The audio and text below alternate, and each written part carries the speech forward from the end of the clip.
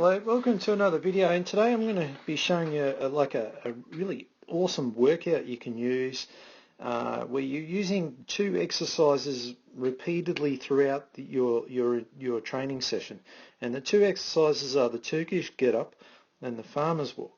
Now, the reason these two exercises are specifically chosen is because they have sort of an alternative or an opposing sort of attribute to them that complements other movement patterns and skills that you may not find to the level that these two exercises have. All right, so if we were to, I've got the two trainers here, Nathan and Dylan, to demonstrate like a rough idea of a workout how this would work. So Nathan's going to do some squats and some chin-ups. All right, so we're going to just watch him do some squats.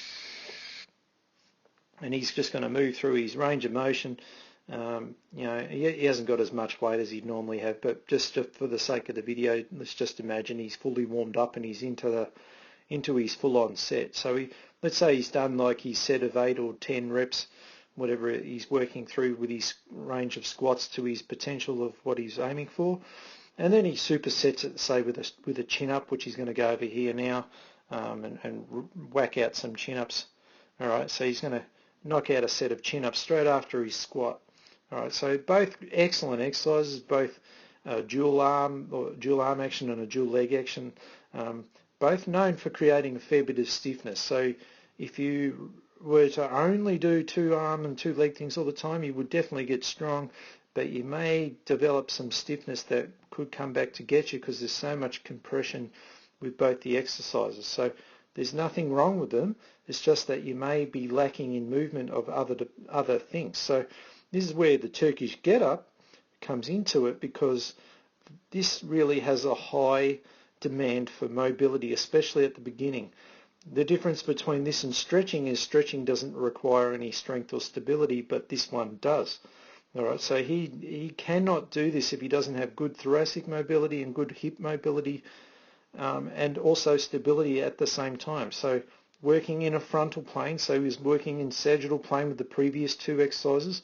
This one working very much across all three planes, and bringing into a different stance with a lunge stance and opposite sides, highly coordinated movement. All right, so but understand that the biggest limitation we see with most people not being able to do it is just their lack of mobility. They just don't. They may have the strength, but they just cannot get in the positions or coordinate this exercise very well at all, and then it comes back to haunt them in other things, and it becomes their biggest weakness. All right, so this is such an awesome exercise, an all-rounder of three planes of movement. I can't even really classify what movement it is because it's partly a lunge, partly a push-up, partly a side plank, partly many things. It's not one thing. All right, so the second exercise that he would get him to do this. Now, this would work well if you were doing sort of more lunges or the exercises that demand more mobility, which we'll see with Dylan in a second. But the second one we'll follow up with is the Farmer's Walk, which is also a great exercise like the Turkish Get-Up. This one actually a lot less skill demand, but a significantly greater strength and stability demand. All right, so this complements the Get-Up because if you're lacking stability and stiffness, this one will actually help you find it. All right, so, and again, it's the walking pattern, so very difficult. Most exercises done standing on the spot. This one's really one of the few that you're on the move. All right, so such a great exercise, very highly underrated. Strongmen love this movement for the specific reason it does so many great things. Grip strength is a big factor here. But the strength of throughout the entire system is amazing with this one exercise. So we just told Nathan to put it down. He could have easily come back, but we're sort of simulating what would have happened in real time if he was getting fatigued, and he might just take a 10-second breather to come back, use his good deadlift form. So it's got to deadlift multiple times. So he's got to pick it up, put it down, pick it up, put it down. All right, so great supersetting of. So he would after he's completed this, he might have a quick drink, wipe some sweat away, straight away get back into his squats, his chin-ups, then his get-up. Just one sort of up and down of each of these would be enough, and his sets of his chin-ups and that would be whatever he's aiming for, 6 reps, 8 reps, whatever it is he's normally doing. Now Dylan's doing 2 different exercises, right? He's doing like more of a lunging pattern, which a lot more mobility required to some degree than the squat. Again, you could have done a walking lunge. There's so many multi-direction lunges, so many different versions of the lunge. But this is where we might see people really good at this one, but terrible at squats, and people good at squats, terrible at lunges. And the reason that they suck at them is because they're lacking the opposing thing. Now his other arm exercise that he's supersetting is a cable press, so he's going to do another dual action one, similar to what Nathan did, where he had the chin up, which was a pulling arm action. This one's a pushing pattern, but you can see Dylan's using that same lunge stance. So where the Turkish Get-Up may have benefited Nathan more so, because his ones were sort of exacerbating compression, Dylan will find that his benefit from the 2 exercises to complement will come more from the farmer's walk.